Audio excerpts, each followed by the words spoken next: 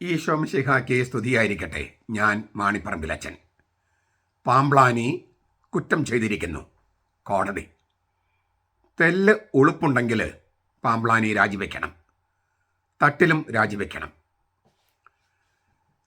July 31 കോടതി പുറപ്പെടുവിച്ച ഉത്തരവ് ഇന്നലെയാണ് അത് വെളിച്ചം കണ്ടത്. അതിന് കോപ്പികളൊക്കെ നമുക്ക് കിട്ടാൻ തുടങ്ങിയത്.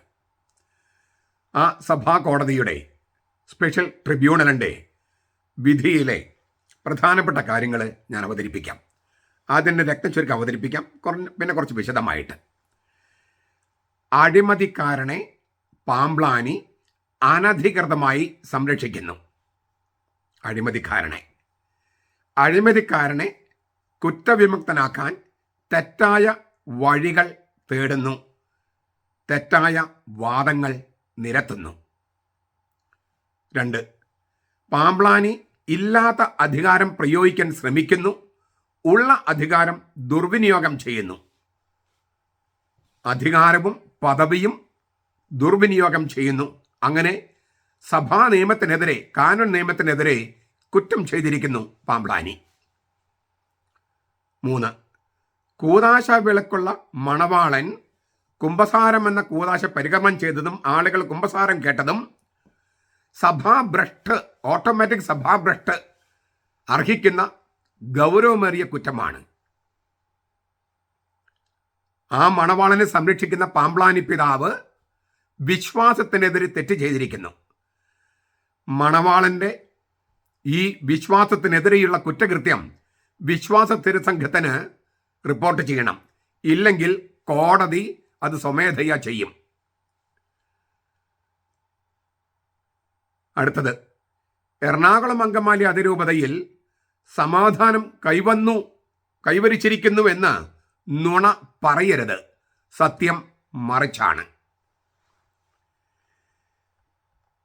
പാമ്പ്ളാനി പിതാവിൻ്റെ അറിവോടും സമ്മതത്തോടും കൂടെ ഫാദർ വർഗീസ് മണവാളൻ നിയമലംഘനം നടത്തുകയും കാനോനിക നടപടിക്രമങ്ങളെ കാറ്റിൽ പറത്തി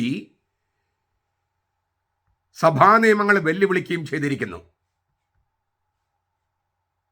അപ്പസ്തോലിക അഡ്മിനിസ്ട്രേറ്റർ മാർ ബോസ്കോ പുത്തൂരിന്റെ ഉത്തരവുകൾ അനുസരിക്കാതെയും സഭാ കോടതി നൽകിയ ഇടക്കാല ഉത്തരവുകൾ അനുസരിക്കാതെയും സഭയെയും സംവിധാനത്തെയും ഫാദർ വർഗീസ് മണവാളൻ പാമ്പ്ളാനി പിതാവിന്റെ സഹായത്തോടുകൂടെ അട്ടിമറിക്കുകയാണ്.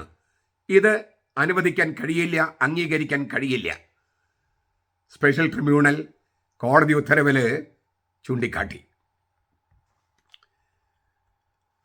CCEO പൗരത്വ സഭകൾക്ക് വേണ്ടിയുള്ള കാനോൻ നിയമം 1269(1) പ്രകാരമുള്ള ഇടക്കാല ഉത്തരവ്.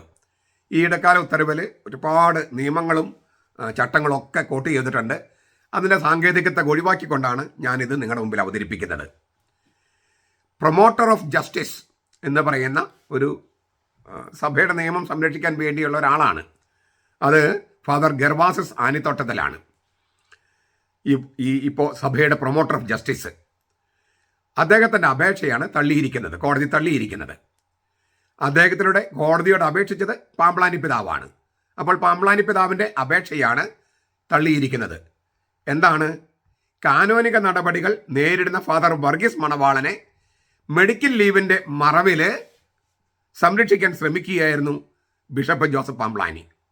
അത് അനധികൃതമാണ്, അധികാര ദുർവിനിയോഗമാണ്, സഭാ കോടതി ചൂണ്ടിക്കാണിച്ചു. ഫാദർ വർഗീസ് മണവാളിനെതിരെയുള്ള കോടതി നടപടികൾ നിർത്തിവെക്കണമെന്ന് പാമ്പ്ളാനി പിതാവ് promoter of justice father Gervasis Anithottathil വഴി നൽകിയ അപേക്ഷയാണ് കോടതി നിയമങ്ങളും ചട്ടങ്ങളും ചൂണ്ടിക്കാണിച്ച് ഇടക്കാല ഉത്തരവിലൂടെ തള്ളിയത്. ഇത് മേൽക്കോടതിയിൽ അപ്പീലുമായി പോകാൻ പറ്റുന്ന ഒരു വിധിയല്ല. ഇത് ഇടക്കാല ഉത്തരവായതുകൊണ്ട് മേൽക്കോടതിയിൽ പോകാൻ പറ്റില്ല, അപ്പീലിന് പോകാൻ കഴിയില്ല. കോടതി ചൂണ്ടിക്കാണിച്ച ചില പ്രധാനപ്പെട്ട വശങ്ങൾ, നിയമവശങ്ങളും നീതിയുടെ വശങ്ങളും ഞാനിപ്പോൾ നിങ്ങളുടെ മുമ്പിൽ അവതരിപ്പിക്കുകയാണ്.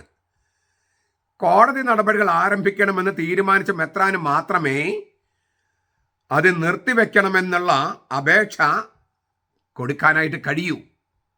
ഇത് വളരെ പ്രധാനപ്പെട്ട സംഗതിയാണ്. ഈ കോടതി നടപടികൾ ആരംഭിക്കാൻ തീരുമാനിച്ച മെത്രാന് മാത്രമേ അത് നിർത്തിവെക്കണമെന്നുള്ള അപേക്ഷ കൊടുക്കാൻ കഴിയും. മറ്റൊരു മെത്രാന് കഴിയില്ല. മണവാളനെതിരെ കോടതി നടപടികൾ ആരംഭിച്ചത് മാർ ബോസ്കോ പുത്തൂരാണ്. അത് പിൻവലിക്കാൻ പാമ്പ്ളാനി പിതാവിന് അധികാരമില്ല. അധികാരമുണ്ടെന്ന് അദ്ദേഹം വിചാരിച്ച് പ്രയോഗിക്കാൻ ശ്രമിക്കുകയായിരുന്നു. ഇല്ലാത്ത അധികാരം ഉപയോഗിക്കാൻ ശ്രമിക്കുകയായിരുന്നു പാമ്പ്ളാനി. കോടതി നടപടികൾ നിർത്തിവെക്കണമെന്ന് കൽപ്പനയിട്ട് അല്ലെങ്കിൽ അപേക്ഷിച്ച പാമ്പ്ളാനി ഇല്ലാത്ത അധികാരമാണ് പ്രയോഗിക്കാൻ ശ്രമിച്ചത്. അങ്ങനെ ചെയ്യുന്ന അധികാരിക്കെതിരെ കാനോൻ നിയമപ്രകാരം നിയമ നടപടികൾ സ്വീകരിക്കാം. Mar Bosco Puthur apostolic administrator ആയിരുന്നു. പരിശുദ്ധ സിംഹാസനത്തിന്റെ പേരിലാണ് അദ്ദേഹം പ്രവർത്തിച്ചത്. പരിശുദ്ധ സിംഹാസനത്തിന്റെ നാമത്തിൽ മാർപ്പാപ്പയുടെ പ്രതിനിധിയായിട്ട് അദ്ദേഹം നൽകിയ ഒരു കൽപ്പന റദ്ദാക്കാനോ പിൻവലിക്കാനോ ഏതെങ്കിലും ഒരു പ്രാദേശിക മെത്രാന് കഴിയില്ല. ഒന്നുകിൽ അതിന് തുല്യ അധികാരമുള്ള ആളോ അല്ലെങ്കിൽ മാർപ്പാപ്പ നേരിട്ടോ ചെയ്യണം. അത് പാമ്പ്ളാനി പിതാവിന് ചെയ്യാൻ കഴിയില്ല. അദ്ദേഹം മേജർ ആർച്ച് ബിഷപ്പിന്റെ വെറും വികാരി മെത്രാപ്പോലിത്തയാണ്. ഒരു പ്രോട്ടോസെഞ്ചലിസിന്റെ അധികാരമേ ഉള്ളൂ. പ്രോട്ടോസെഞ്ചലിസ് എന്ന് പറഞ്ഞാൽ പണ്ട് നമ്മൾ പറയും മുഖ്യ വികാരി ജനറാള്. അത്ര അധികാരമേ ഉള്ളൂ പാമ്പ്ളാനി പിതാവിന് എറണാകുളത്ത്. മണവാളനെതിരെ കോടതി നടപടികൾ ആരംഭിച്ചത് റോമായിലെ മാർപ്പാപ്പ നിയമിച്ച അപ്പസ്തോലിക് അഡ്മിനിസ്ട്രേറ്റർ ആയതുകൊണ്ട് തുല്യ പദവിയിലുള്ള നിയമാനുസൃത അധികാരിക്കോ മാർപ്പാപ്പയ്ക്ക് നേരിട്ടോ മാത്രമേ കോടതി നടപടികൾ നിർത്തിവെക്കാനുള്ള പെറ്റീഷൻ സമർപ്പിക്കാൻ പ്രൊമോട്ടർ ഓഫ് ജസ്റ്റിസിനോട് നിയമമനുസരിച്ച് ആവശ്യപ്പെടാൻ കഴിയുകയുള്ളൂ. പാമ്പ്ളാനി പിതാവ് ഇപ്രകാരം ആവശ്യം ഉന്നയിച്ചത് നിയമവിരുദ്ധവും ഉദ്യോഗത്തിന് ദുരുപയോഗവും അധികാര ദുർവിനിയോഗവുമാണ്. ഇത് കോടതിയുടെ ഉത്തരവാണ്. രാഷ്ട്രീയക്കാർക്ക് എതിരെ ആയിരുന്നുവെങ്കിൽ അവർ പണ്ടയ്ക്ക് വേണ്ടി രാജിവെച്ചു. ധാർമ്മിക ഉത്തരവാദിത്തം ഏറ്റെടുത്ത്. പാമ്പ്ളാനി പിതാവ് കുറ്റം ചെയ്തിരിക്കുന്നുവെന്ന് സഭാ കോടതിയാണ് കണ്ടെത്തിയിരിക്കുന്നത്. ഉത്തരവിലാണ് അത് പറഞ്ഞിരിക്കുന്നത്. പ്രൊമോട്ടർ ഓഫ് ജസ്റ്റിസ്, ഈ പ്രൊമോട്ടർ ഓഫ് ജസ്റ്റിസും പാമ്പ്ളാനി പിതാവും കോടതി മുമ്പാകെ ഇങ്ങനെയാണ് സമർപ്പിച്ചിരുന്നത്. കാനോൻ നിയമം 1401 അനുസരിച്ചും മണവാളിന്റെ ആരോഗ്യസ്ഥിതി കണക്കിലെടുത്തും അദ്ദേഹം ഇപ്പോൾ മെഡിക്കൽ ലീവിലാണെന്ന കാര്യം ഓർത്തും അദ്ദേഹത്തിനെതിരെ ശിക്ഷാ നടപടികളുമായി മുന്നോട്ട് പോകണ്ട. സഭ ഉദ്ദേശിക്കുന്ന തിരുത്തൽ, അതായത് മാനസാന്തരവും തിരിച്ചുവരവും അദ്ദേഹത്തിൽ സംഭവിച്ചു കഴിഞ്ഞു. അതുകൊണ്ട് സഭാ നടപടികൾ നിർത്തിവെക്കണം. ഇതാണ് പാമ്പ്ളാനി പിതാവും പ്രൊമോട്ടർ ഓഫ് ജസ്റ്റിസും കോടതി മുമ്പാകെ അപേക്ഷിച്ചത്. കോടതിയിൽ ഉത്തരവിൻ്റെ അതിന് മറുപടിയായിട്ട് കോടതി പറഞ്ഞത്, എന്തിനാണ് കോടതികൾ? കുറ്റവാളിയുടെ മാനസാന്തരം ഉറപ്പാക്കുക, നീതി പുനഃസ്ഥാപിക്കുക, സഭയിൽ ഉണ്ടായിട്ടുള്ള ഇടർച്ച അത് മാറ്റിയെടുക്കുക.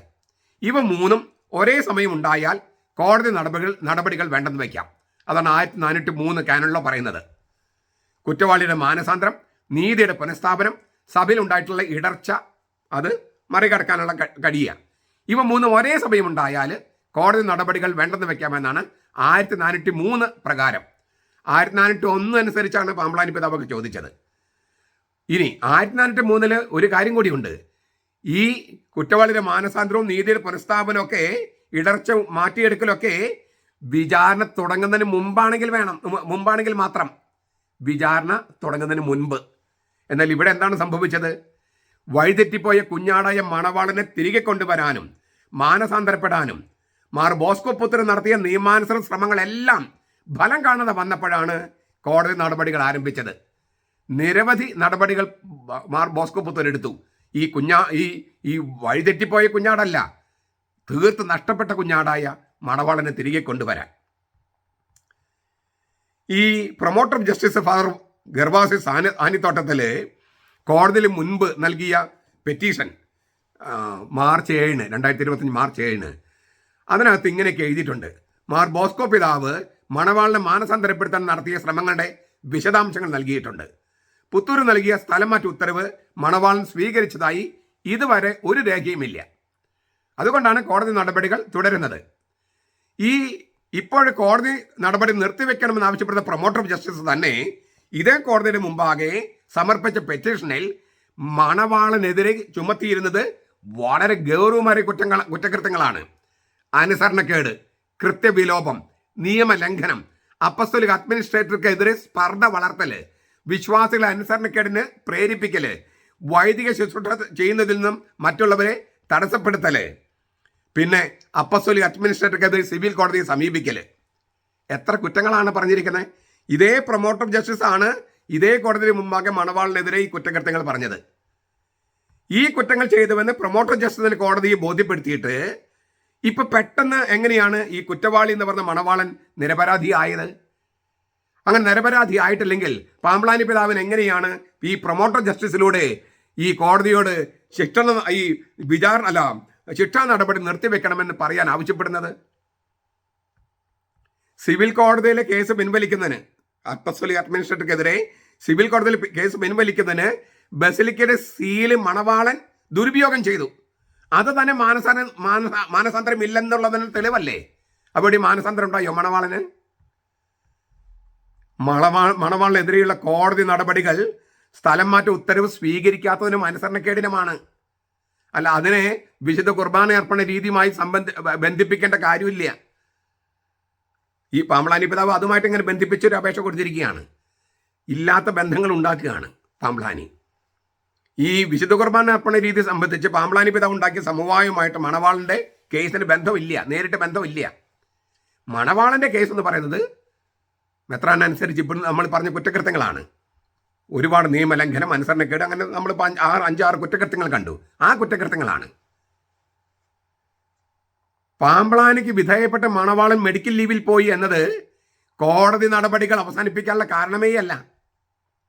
നിയമാനുസൃതമായ എല്ലാ അവസരങ്ങളും ഉണ്ടായിട്ടും കൊടുത്തിട്ടും മാനസാന്തരപ്പെടാത്തതിന് മാത്രമാണ് മണവാളനെതിരെ കോടതി നടപടികൾ ആരംഭിച്ചത്. തീർന്നില്ല. ഇതേ കോടതിയുടെ ഉത്തരവ് ലംഘിച്ച് പള്ളിമേടയിൽ അനധികൃതമായി പാർത്തിരുന്ന ആളാണ് മണവാളൻ. മണവാളന് മാനസാന്തരം വന്നുവെന്ന് വസ്തുതാപരമായി കോടതിക്ക് ബോധ്യം വരുമോ? ഈ കോടതിയുടെ ഉത്തരവിനെ ലംഘിച്ചിട്ടുണ്ട് മണവാളൻ. തീർന്നില്ല. മാനസാന്തരപ്പെട്ടുമെങ്കിൽ ബോസ്കോ പുത്രൻ നിയമിച്ച ഞാളിയത്തച്ഛനാണ് പള്ളി ഭരണം ഏൽപ്പിച്ച് മാറിപ്പോകേണ്ടിയിരുന്നത്. അദ്ദേഹത്തിന് ഭരണമേൽപ്പിക്കാതെ ഞാളിയത്തച്ഛനും പോയി കഴിഞ്ഞിട്ട് വേറെ ആൾ വന്നപ്പോൾ അയാൾക്ക് പള്ളി ഭരണം ഏൽപ്പിച്ചിരിക്കുന്നു. ഇതെന്തോന്ന് മാനസാന്തരാണ്? ഞാളിയത്തച്ഛനല്ലേ ന്യായമായിട്ടും നിയമപ്രകാരവും അദ്ദേഹം പള്ളി ഭരണം ഏൽപ്പിക്കേണ്ടിയിരുന്നത്, ഇറങ്ങിപ്പോകേണ്ടിയിരുന്നത്? എത്ര പ്രാവശ്യം പറഞ്ഞതാണ്? കേരള ഹൈക്കോടതി പറഞ്ഞു, സഭാ കോടതി പറഞ്ഞു. ഒരു ഉളുപ്പമില്ലാതെ ഭരണത്തിൽ അള്ളിപ്പിടിച്ചിരുന്ന ആളാണ് മണവാളൻ.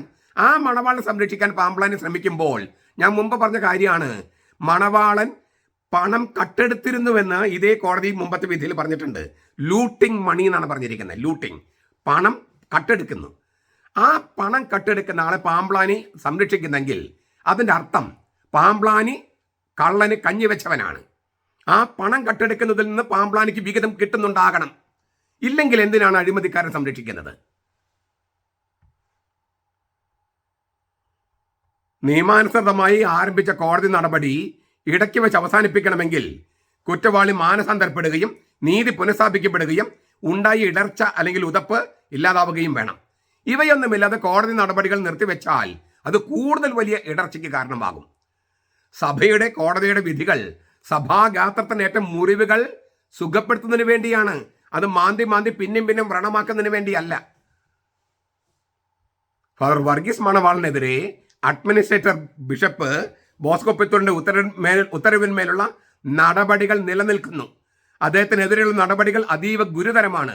ഗൗരവമായ നടപടികൾ നിർത്തിവെക്കാൻ സാധ്യമല്ല. ഇതാണ് കോടതി പറഞ്ഞത്. ആരോഗ്യമായ കാരണങ്ങളാൽ ഉത്തരവ് പിൻവലിക്കണമെന്ന പാമ്പ്ലാൻ അപേക്ഷ കാര്യകാരണങ്ങൾ സഹിതം കോടതി തള്ളി. എന്നിട്ട് കോടതി ഒരു കാര്യം ചൂണ്ടിക്കാണിക്കുന്നുണ്ട്. 89-ലധികം വയസ്സുള്ള ഒരു കർദിനാളിനെ പരിശുദ്ധ സിംഹാസനം ഡിഫ്രോക്ക് ചെയ്തു, ഉടുപ്പൂരി വിട്ടു. കർദിനാളിനെ, 89 വയസ്സുള്ള കർദിനാളിനെ അദ്ദേഹം അൽമായനായിട്ട് മരിക്കേണ്ടി വന്നു. അക്കാര്യമൊക്കെ കോടതി ഉത്തരവിൽ ചൂണ്ടിക്കാണിച്ചിട്ടുണ്ട്. തീർന്നില്ല. മണവാളന് ശരിക്കും മാനസാന്തരം ഉണ്ടായെങ്കിൽ അദ്ദേഹം കോടതിയുടെ മുമ്പിൽ ഹാജരാകണ്ടേ? ഇതുവരെ കോടതിയുടെ മുമ്പാകെ ഹാജരായിട്ടില്ല. ഒരു കാരണം അതിന് ചൂണ്ടിക്കാണിച്ചിട്ടില്ല ഹാജരാകാതിരിക്കാൻ. അപ്പോൾ എന്ത് മെഡിക്കൽ ലീവും എന്ത് ആരോഗ്യ പ്രശ്നമാണ്? ഇത്തരത്തിലുള്ള നിലപാടുകളും സഭയിൽ അംഗീകരിക്കാൻ കഴിയില്ല. ഇതുമൂലം സഭയിലുണ്ടായ ഉതപ്പ്, ഇടർച്ച വളരെ ഗൗരവമാണ്, അതീവ ഗൗരവമാണ്. അത് പരിഹരിക്കപ്പെടേണ്ടതുണ്ട്. ചുരുക്കത്തിൽ മുകളിൽ സൂചിപ്പിച്ച പല കാരണങ്ങളാലും മണവാളന്റെ അഡ്വക്കേറ്റിന്റെ ശുപാർശ അനുസരിച്ചും അത് രേഖപ്പെടുത്തിയിട്ടുണ്ട് കോടതി ഉത്തരവിൽ, മണവാളിനെതിരെയുള്ള നിയമ നടപടികളുമായി കോടതി മുന്നോട്ട് പോകുന്നു. മണവാളിനെതിരെയുള്ള നടപടികൾ നിർത്തിവെക്കണമെന്ന് പാമ്പ്ലാനി പിതാവ് പ്രൊമോട്ടർ ഓഫ് ജസ്റ്റിസിലൂടെ നൽകിയ അപേക്ഷ കോടതി തള്ളിക്കളയുന്നു. ഇതാണ് ഇന്നലെ പുറപ്പെടുവിച്ചത്. ജൂലൈ 31-നാണ്. പക്ഷെ ഇന്നലെയാണ് നമുക്കത് അതിൻ്റെ ഉത്തരവ് കയ്യിൽ കിട്ടിയത്. അതെല്ലാം പ്രചരിക്കുന്നുണ്ട്. വലിയ നീണ്ട ഉത്തരവാണ്. അതിൻ്റെ ഒരുപാട് സാങ്കേതികത്വമുണ്ട്. ഇങ്ങനെ കാനഡയിലെല്ലാം കോട്ട് ചെയ്തിട്ട് കോടതി ഉത്തരവുകൾ അങ്ങനെയാണല്ലോ. അപ്പോൾ അതെല്ലാം ഒഴിവാക്കിയിട്ട് ഏറ്റവും സിമ്പിളായിട്ടാണ് ഇപ്പോൾ ഞാൻ നിങ്ങളുടെ മുമ്പിൽ അവതരിപ്പിച്ചത്. ഇത് ഓരോന്നും വിശദമായിട്ട് അറിയണമെങ്കിൽ അതിൻ്റെ ഇംഗ്ലീഷിൻ്റെ പകർപ്പാണ് ഈ സമൂഹ മാധ്യമങ്ങൾ പ്രചരിക്കുന്നത്. നിങ്ങൾക്കത് വായിച്ച് നോക്കാം. ഞാൻ പറഞ്ഞ കാര്യങ്ങൾ ഏറ്റവും ഒത്തു നോക്കാം, നിങ്ങൾക്ക് മനസ്സിലാകും. അല്ലാതെയും നിങ്ങൾക്ക് ഇപ്പോൾ ഞാൻ ഈ പറഞ്ഞ കാര്യങ്ങളൊക്കെയാണ് കോടതി വിധിയിലുള്ളത്. ഇതിൽ ചില കാര്യങ്ങൾ ഒന്ന് ഊന്നി പറയേണ്ടതുണ്ട്. ചില കാര്യങ്ങൾ അത് നമുക്ക് അടുത്ത വീഡിയോസിൽ നമുക്ക് കാണാം. ഈ പലരും ചോദിക്കാറുണ്ട്, അച്ഛൻ എന്തിനാണ് പാമ്പ്ലാനിയോട് ഇത്ര പക? പാമ്പാറ അച്ഛന് ഈ വിധി പുറപ്പെടുവിച്ച പാമ്പാറ അച്ഛനോ ആ വിധിയിൽ ഒപ്പിട്ട ജോയ് പാലിയേക്കർ അച്ഛനോ ജോസ് മാറാട്ടിൽ അച്ഛനോ പാമ്പ്ലാനി പിതാവിനോട് വ്യക്തിപരമായ വൈരാഗ്യമുണ്ടോ? ഇല്ല. ഇത് വ്യക്തിപരമായ വൈരാഗ്യത്തിൻ്റെ പ്രശ്നമല്ലല്ലോ. കുർബാനയെ അവഹേളിക്കുക, കൂതാശകൾ അനധികമായ കൂതാശ പരികർമ്മം ചെയ്യുക, നിയമം ലംഘിക്കുക, അനുസരണക്കേട് കാണിക്കുക, വൈദികരെ അവരുടെ കർമ്മങ്ങൾ ചെയ്യാനിട്ട് അനുവദിക്കാതിരിക്കുക, എന്തുമാത്രം കുറ്റകൃത്യങ്ങളാണ്. പണം അപഹരിക്കുക, അതിനെല്ലാം കൂട്ടുനിൽക്കുന്നതാണോ ശരി? അതിനെതിർക്കല്ലേ വേണ്ടത്? അപ്പോൾ സത്യവും നീതിയും ന്യായവും പുലരാൻ വേണ്ടി സഭയിൽ ഒരു അച്ചടക്കവും നിയമ സംവിധാനം പുലരാൻ വേണ്ടി പറയുന്നത് വ്യക്തിപരമായി വൈരാഗ്യമായിട്ട് കണക്കാക്കേണ്ട യാതൊരു കാര്യമില്ല. അങ്ങനെ വ്യക്തിപരം വൈരാഗ്യമില്ല. അങ്ങനെ ഒരു ചോദ്യമേ അവിടെ ഉദിക്കുന്നില്ല. ഇനി പാമ്പ്ലാനിക്കെതിരായ ഈ കുറ്റകൃത്യങ്ങൾക്ക് ഒരുപാട് മറ്റ് പാമ്പ്ലാനി ചെയ്ത കുറ്റകൃത്യങ്ങളും അദ്ദേഹത്തിനെതിരെ കോടതി വിധിയും ഒരുപാട് ദൂരവ്യാപകമായ ഫലങ്ങൾ ഉളവാക്കുന്നതാണ്. അതേക്കുറിച്ച് നമുക്ക് മറ്റ് ചില വീഡിയോസിൽ കൂടുതൽ ഞാൻ പറയാം. ഇത് ഞാൻ സന്തോഷിക്കുകയല്ല, പക്ഷെ ഒരു നിലയ്ക്ക് സന്തോഷിക്കുന്നുണ്ട്. എന്താണ്? ഒന്നിന് പുറകെ ഒന്നായി കുറ്റകൃത്യം ചെയ്തിട്ടും ഞെളിഞ്ഞ് നടന്ന് എല്ലാവരുടെയും മീതെ ഞാൻ വിജയിച്ചു നിൽക്കുന്ന ഒരു പാമ്പ്ലാനിയുടെ ഒരു അഹങ്കാരമുണ്ടായിരുന്നു. ആ അഹങ്കാരത്തിൻ്റെ തലയിൽ ഒരു കൊട്ടുകൊട്ടിയിരിക്കുകയാണ് പാമ്പാറയച്ചൻ്റെ കോടതി വിധി. ഞാൻ ഇന്നലെയും മിനിഞ്ഞാന്നും ആവർത്തിച്ചൊരു കാര്യമുണ്ട്. ഈ കർത്താവിനെ അടക്കം ചെയ്ത് കല്ലുരുട്ടി വെച്ച് മുദ്ര വെച്ച് കാവലേർപ്പെടുത്തി ഇനി അവൻ ഒരിക്കലും പുറത്തു വരികയില്ലെന്ന് വിചാരിച്ച ആ മഹാപുരോഹിതന്മാരുടെ അതേ കെട്ടുമട്ടുമായിരുന്നു പാമ്പ്ലാനിക്ക്. അവിടെയാണ് കർത്താവിൻ്റെ മാലാഖ വന്ന് ആ കല്ലുരുട്ടി മാറ്റി അതിൻ്റെ മേലെ ഇരുന്നത്. അങ്ങനെ കല്ലുരുട്ടി മാറ്റി ഇരുന്ന മാലാഖ ഇരുന്നതിൻ്റെ ഒരു പ്രതീതിയാണ് ഈ പാമ്പാറയച്ചൻ്റെ കോടതി വിധിയിലൂടെ പുറത്തു വന്നിരിക്കുന്നത്. അതിലെനിക്ക് സന്തോഷമുണ്ട്. ദൈവം ഇടപെട്ടു എന്നതിൽ സന്തോഷമുണ്ട്. മാത്രമല്ല, ഈ മണവാളനെ പുറത്താക്കാൻ വേണ്ടി 1 മാസത്തോളമാണ് നമ്മുടെ ആധ്യാത്മികമായിട്ടുള്ള ഒരു സമരവുമായിട്ട് നമ്മുടെ പെങ്ങന്മാർ ആ പള്ളിയുടെ മുമ്പിൽ കുത്തിയിരുന്നത്. 1 മാസം ആ അവർക്കുണ്ടായ ധാർമ്മിക ബോധത്തിൻ്റെ 10,000-ലൊരു അംശം ഈ പാമ്പ്ലാനി പിതാവിന് ഉണ്ടായിരുന്നെങ്കിൽ, ഇപ്പം ഉണ്ടെങ്കിൽ, ഇപ്പം അദ്ദേഹത്തിന് ധാർമ്മിക ഒരു അംശമുണ്ടെങ്കിൽ അദ്ദേഹം രാജിവെക്കണം. ഇന്ന് രാജിവെക്കണം. അല്ലെങ്കിൽ അദ്ദേഹം ദൈവത്തിൽ വിശ്വസിക്കുന്നില്ല, തിരുവചനത്തിൽ വിശ്വസിക്കുന്നില്ല, സഭയുടെ സംവിധാനം വിശ്വസിക്കുന്നില്ല, ഒരു മെത്രാനായിരിക്കാൻ യോഗ്യതയില്ല എന്ന് നമ്മൾ തീരുമാനിക്കേണ്ടി വരും. നമ്മുടെ മനസ്സിൽ ഓൾറെഡി തീരുമാനിച്ച് കഴിഞ്ഞിട്ടുണ്ട്. അത് കുറച്ചുകൂടി വെളിപ്പെടും. നമ്മുടെ കർത്താവ് ഈശോ മിശിഹായുടെ കൃപയും പിതാവായ ദൈവത്തിൻ്റെ സ്നേഹവും പരിശുദ്ധാത്മാവിൻ്റെ സഹവാസവും നാം എല്ലാവരോടും കൂടി ഉണ്ടായിരിക്കട്ടെ, ഇപ്പോഴും എപ്പോഴും എന്നേക്കും. ആമേൻ.